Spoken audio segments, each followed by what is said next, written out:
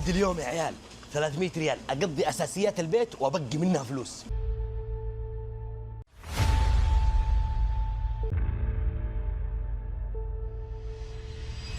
نبدأ بسكر الأسرة 19 ريال.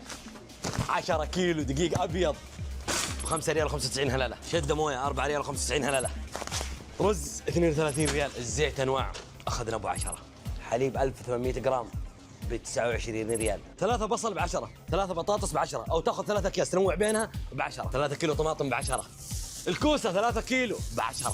3 جزرة ب 10. 3 خيار، 3 ليمون 10 10. 3 باذنجان، 3 ثوم ب 10. كفلنا شغل الثلاجة. فللنا العربية الأولى، حناخذ عربية ثانية.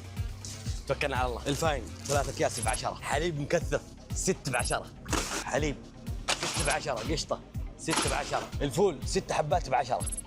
الملح الحبة بريال أخذنا 2. بازاليا 6 حبات 10 95. 6 مكرونة ب 10. نوع على كيفك. التونة 3 ب 10. والماجي أرقى برضو الكرتون ب 6 ريال و95 هلالة. شاي ربيع 100 كيس يا عيال ب 10 ريال. والذرة الحبة بريال أخذنا 2. توقعون عيال حفوز في التحدي؟ جيب نوت بوك. الحبة 500 جرام 500 جرام ب 24 ريال. خلصت ويا رب اني فزت في التحدي. ونقول بسم الله نبدا الحساب.